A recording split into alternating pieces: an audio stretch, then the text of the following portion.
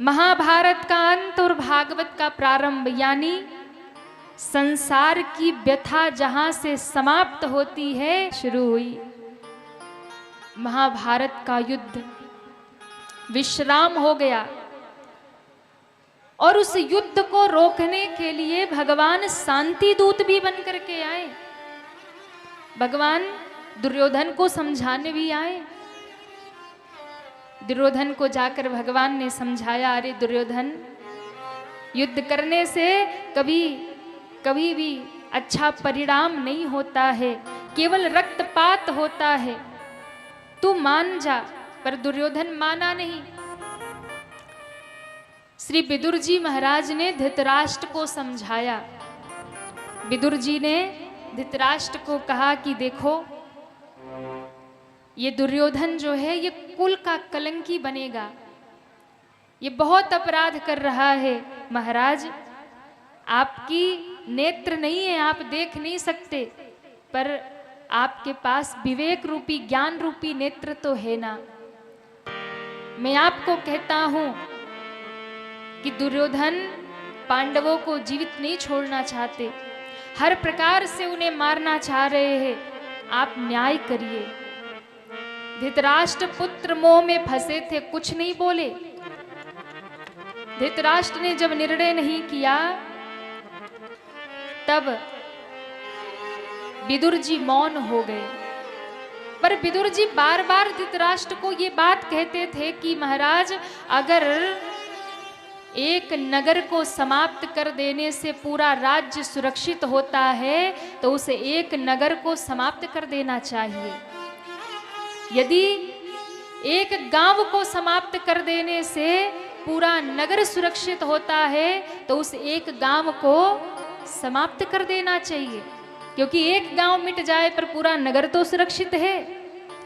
और अगर एक घर के नष्ट कर देने से, एक परिवार के मिटा देने से पूरा गांव सुरक्षित होता है तो उस एक घर को नष्ट करना चाहिए। और यदि एक व्यक्ति के त्याग से पूरा परिवार सुरक्षित होता है तो उस एक व्यक्ति का त्याग कर देना चाहिए। महाराज, एकमात्र दुर्योधन की वजह से ये पूरा परिवार बिखर जाएगा। धृतराष्ट्र के तो पल्ले बात नहीं पड़ी, पर दुर्योधन ने सुन लिया। अच्छा काका जी हमारी खाते हैं और हमारे ही खिलाफ हमारे पिता को भड़काते हैं। मंत्री पद से हटा दिया। यहां तक बात पहुंच गई कि जब दुर्योधन ने कहा कि मैं पांडवों को कुछ नहीं दूंगा, बिना युद्ध के सुई के नोक के बराबर भी भूमि नहीं दूंगा। महाभारत का युद्ध क्यों हुआ? क्या भगवान कृष्ण ने महाभारत का युद्ध करवाया? कौन है महाभारत का दोषी? इतना बड़ा रक्तपात हुआ, सारी विद्याएं, न जाने कितनी विद्याएं, कितना ज्ञान नष्ट हो गया उस महाभारत के युद्ध में, कितने अस्त्र शस्त्र की विद्या नष्ट हो गई उस महाभारत के युद्ध में। बड़े बड़े रथी, महारथी, ज्ञानी, विद्वान मारे गए उसमें। कैसे हुआ महाभारत का युद्ध? कौन दोषी है? लोग कहते हैं द्रौपदी के एक वचन से महाभारत हुआ। नहीं, ये गलत बात है। द्रौपदी की एक वाणी से, अंधे का पुत्र अंधा कह देने से केवल महाभारत नहीं हुआ। महाभारत हुआ एक राजा के न्याय विहीन हो जाने के कारण, एक पिता के पुत्र मोह में फंस जाने के कारण, एक माता के पुत्र मोह में फंस जाने के कारण महाभारत हुआ। इसलिए महाभारत से हमें जीवन में बहुत सीख लेना चाहिए। हम लोगों को लगता है कि महाभारत घर में बड़ी विडंबना है। लोग कहते हैं महाराज महाभारत घर में नहीं रखना चाहिए। क्यों? बोले महाभारत घर में रखने से महाभारत होता है। अरे भैया, महाभारत नहीं रखोगे तभी महाभारत होगा। महाभारत घर में रखो ताकि आपके घर में महाभारत ना हो। महाभारत से सीख लीजिए, महाभारत से समझिए परिवार का मुखिया कैसा होना चाहिए। अगर परिवार का मुखिया केवल अपना स्वार्थ देखने लग जाएगा, उस घर में महाभारत निश्चित है। इसलिए परिवार का जो मुखिया हो ना, घर में सारे बेटे एक बराबर नहीं होते।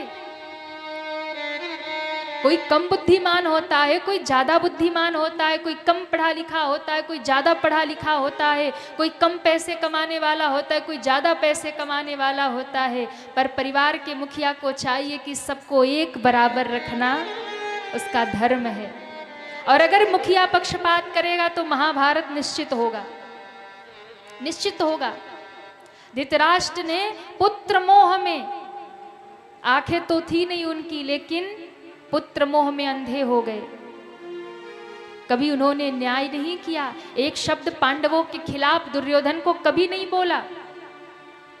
इसलिए सबसे बड़े अपराधी है महाराज धृतराष्ट्र। दूसरे नंबर पे अपराधी है कौन? माता गांधारी। माता गांधारी ने भी आंखों पर पट्टी बांध लिया। अगर पति नहीं देख सकता तो पत्नी का कर्तव्य है, धर्म है कि वो अपनी नेत्रों से पति को दुनिया दिखाए। वो धर्म पत्नी, वो पतिव्रता है। पतिव्रता के नाम पर पट्टी बांध करके घूम रही थी माता गांधारी, वो पतिव्रता नहीं थी। पतिव्रता का अर्थ क्या है कि जब पति पुत्र के मोह में पड़ा है और परिवार का विध्वंस हो रहा, तो सच्ची पतिव्रता वो है कि पट्टी खोल करके अपने पति को सही और गलत, न्याय और अन्याय की बात समझाए और उनसे न्याय करवाए, वो सच्ची पतिव्रता है। जिस समय भरी सभा में कुलवधू के द्रौपदी के साड़ी उतारी जाने लगी, वस्त्र, दुशासन दुर्योधन द्रौपदी के वस्त्र उसकी लज्जा उतारने पे आ गए। उस समय धृतराष्ट्र मौन थे, पितामह भीष्म मौन थे। महाभारत हुआ पितामह भीष्म के कारण, उनकी प्रतिज्ञा के कारण। उन्होंने प्रतिज्ञा यदि ना की होती, प्रतिज्ञाओं के बंधन में बंधे हुए पितामह भीष्म ने भी निर्णय नहीं लिया। उनसे बड़ा कोई योद्धा, रथी, महारथी नहीं था। उठा लेते धनुष भरी सभा में दुर्योधन के खिलाफ, तो शायद महाभारत नहीं हुआ होता। पितामह को भी बाणों की शैया मिली तो इसके कारण ही मिली, क्योंकि उन्होंने एक अबला के लिए, एक नारी के लिए भरी सभा में आवाज नहीं उठाई। एक नारी का अपमान हो रहा, कुलवधू का अपमान हो रहा, और सर्व सामर्थ्यवान होने के बाद भी पितामह ने विरोध नहीं किया। माता गांधारी आंखों पे पट्टी बांधकर बैठी थी। अगर उसी समय खड़ी हो जाती और अपने पुत्र को 2 थप्पड़ लगा के कहती, सावधान दुर्योधन, अगर तुमने भरी सभा में द्रौपदी के वस्त्र उतारने का आदेश दिया तो मैं आदेश देती हूं कि इसे ससम्मान वापस ले जाया जाए, तो शायद महाभारत नहीं होता। पट्टी तो उतारी गांधारी माता ने, लेकिन कब उतारी? कब उतारी? गलत समय पर। गलत समय पे लिया गया निर्णय भी ना किसी काम का नहीं होता। गलत के लिए लिया गया निर्णय किसी काम का नहीं होता। समय पर विरोध करना सीखिए। समय पर यदि आप सही हैं तो सत्य के साथ खड़े होना सीखिए।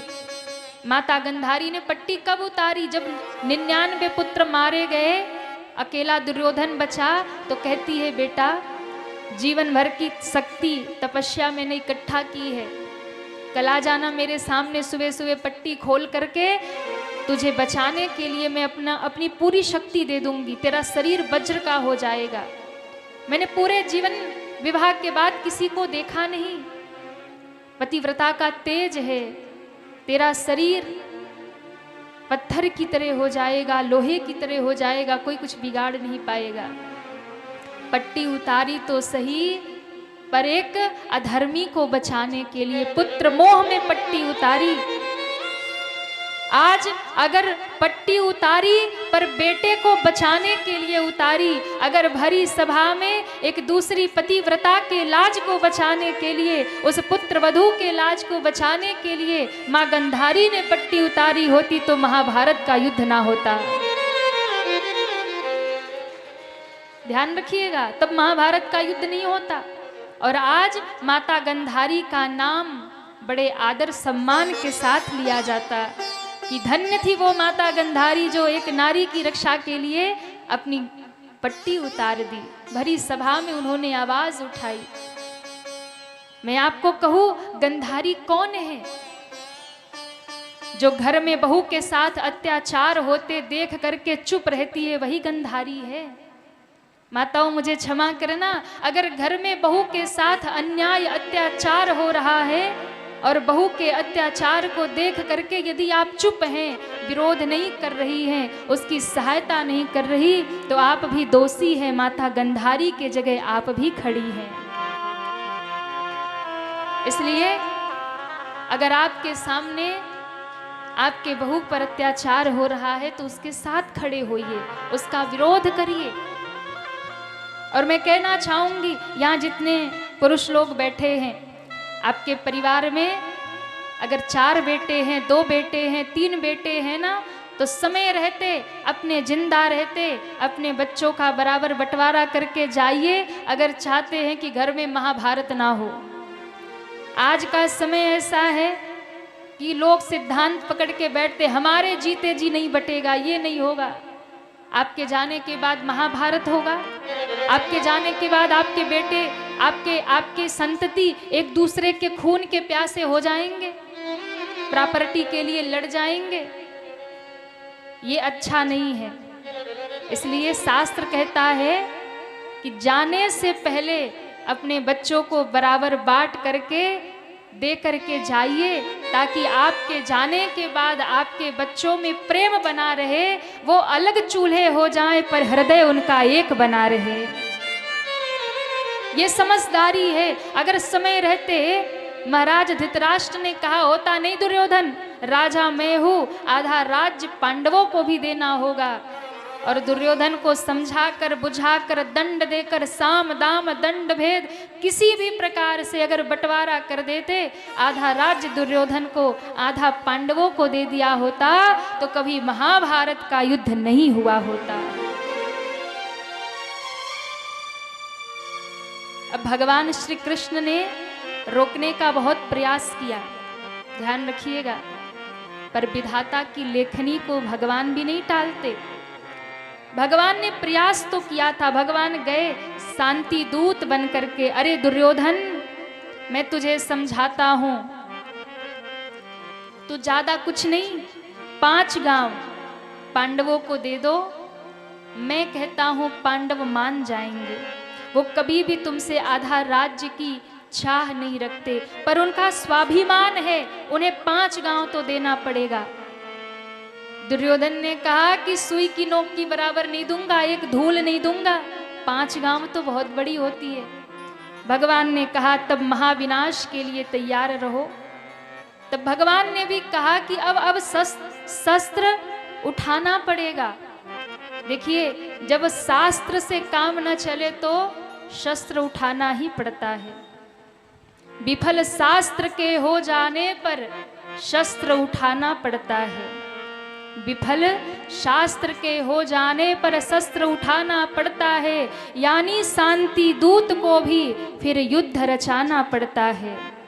भगवान शांति दूत बनकर गए थे, फिर युद्ध की तैयारी में लग गए, यानी शांति दूत को भी फिर युद्ध रचाना पड़ता है। जब अधर्म हावी हो जाए और धर्म सहमा सहमा, तब बंसी त्याग कृष्ण को चक्र उठाना पड़ता है। तब बंशी त्याग कृष्ण को चक्र उठाना पड़ता है। भगवान ने खड़ा कर दिया अर्जुन को। अर्जुन ने कहा गांडीव छूट रहा, हाथ से युद्ध नहीं कर सकते। क्यों? हमारे सब अपने हमारे सामने खड़े हैं। भगवान ने कहा अपने हैं तो सामने क्यों खड़े हैं?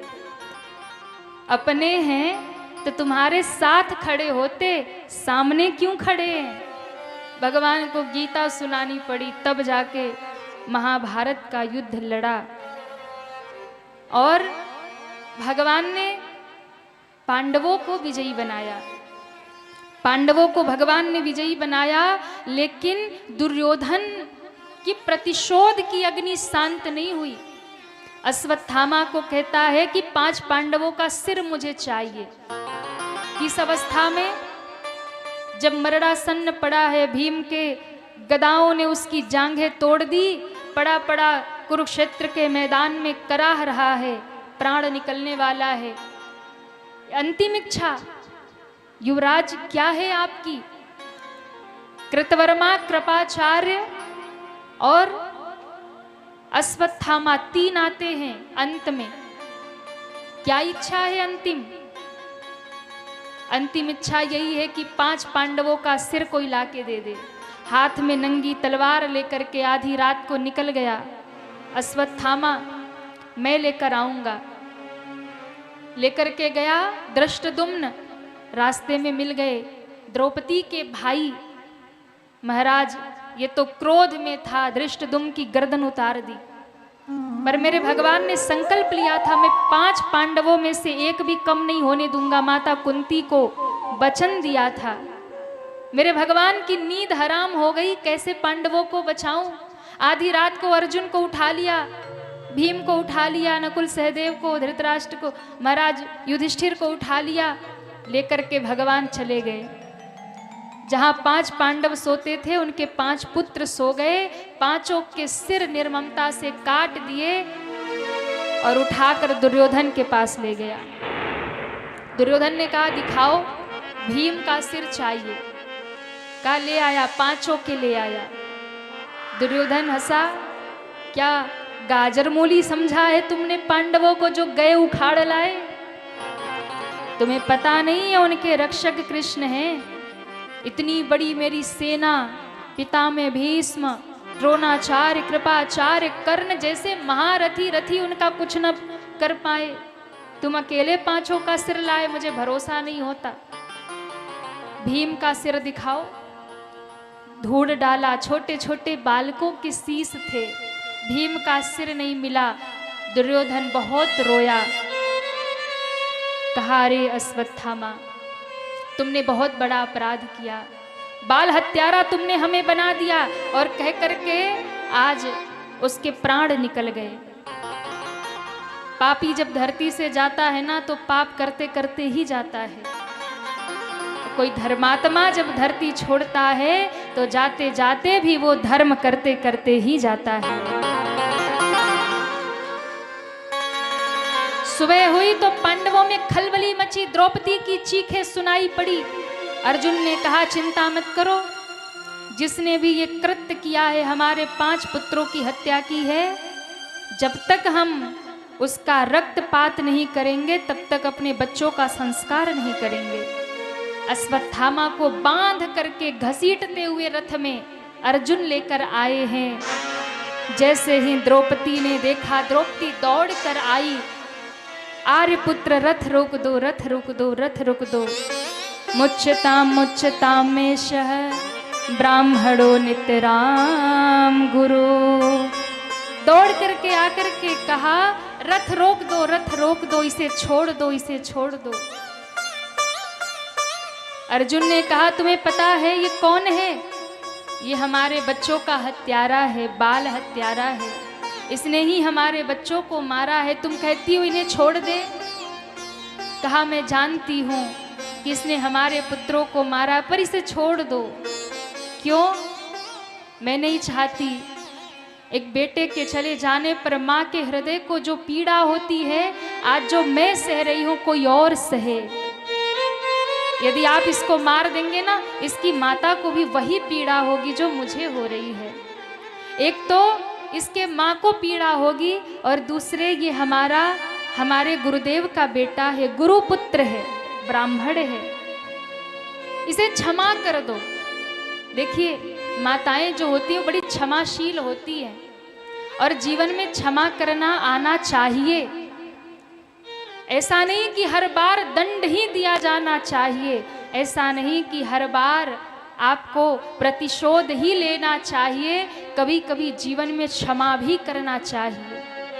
मेरी क्षमा ही मेरा दंड है, मेरी क्षमा ही मेरा दंड है।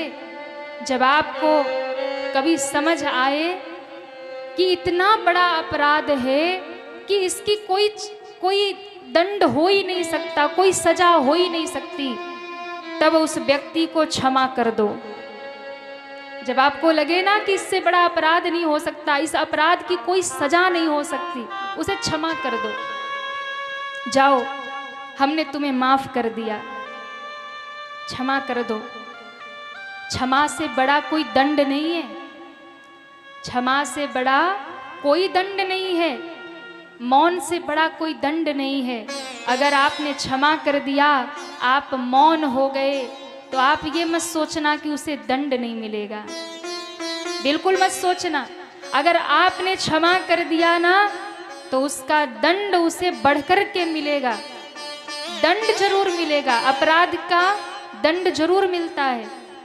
अगर आपको किसी ने बहुत पीड़ा दी है, बहुत सताया है, बहुत तकलीफ दी है, तो आप यदि मौन हो गए, आपने यदि क्षमा कर दिया, तो आप निश्चिंत रहिएगा, आप मौन हो जाएंगे, आपने क्षमा कर दिया, पर प्रकृति और ईश्वर ने उसे क्षमा नहीं किया, उसको ईश्वर के दरबार में जरूर दंड मिलेगा। और जब वहां से दंड मिलेगा ना, तो उसकी लाठी में आवाज नहीं होती। हाँ, इसलिए न्याय प्रकृति करती है, न्याय परमात्मा करते हैं। आपके एक एक अपमान का बदला आपके आराध्य लेंगे। आप शांत हो जाओ, आप क्षमा कर दो। इसलिए द्रौपदी ने जब कहा छोड़ दो, अर्जुन ने कहा क्या करे, भीम ने कहा अगर अर्जुन नहीं मारेंगे तो हम मार देंगे। युधिष्ठिर कहते हैं कि मेरी समझ नहीं आ रहा क्या करना चाहिए, ये गुरुपुत्र है। भगवान श्री कृष्ण कोने में खड़े खड़े मुस्कुरा रहे, कोई हमसे भी तो पूछ लो।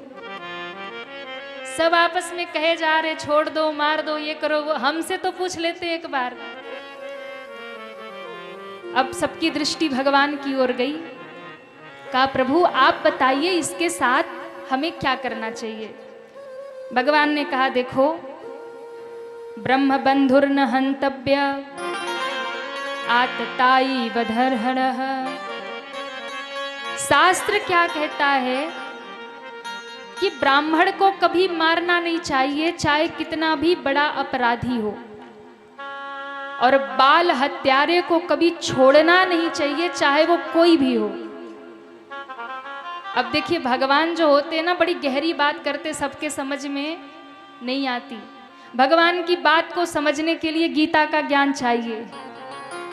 भगवान ने कहा कि ब्राह्मण को कभी मारना नहीं चाहिए, चाहे कितना बड़ा अपराध कर दे, और बाल हत्यारे को कभी छोड़ना नहीं चाहिए, चाहे कोई भी हो।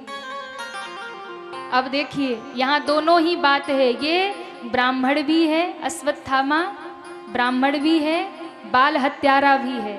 भगवान कह रहे मार भी दो और छोड़ भी दो। युधिष्ठिर हंसने लगे, वाह वाह प्रभु, अच्छा न्याय किया आपने।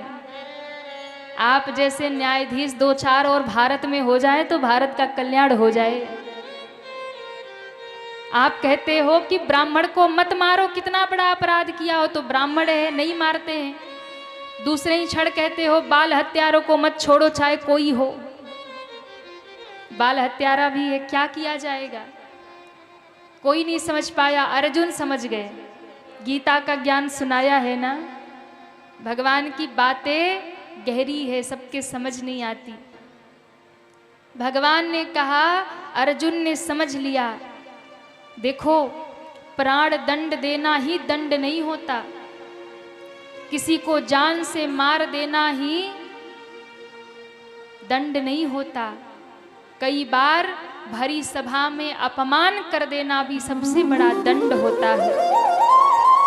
किसी सम्मानीय व्यक्ति का भरी सभा में अपमान कर दो ना, वो मृत्यु से बड़ा दंड हो जाता है, मृत्यु से बदतर हो जाता है।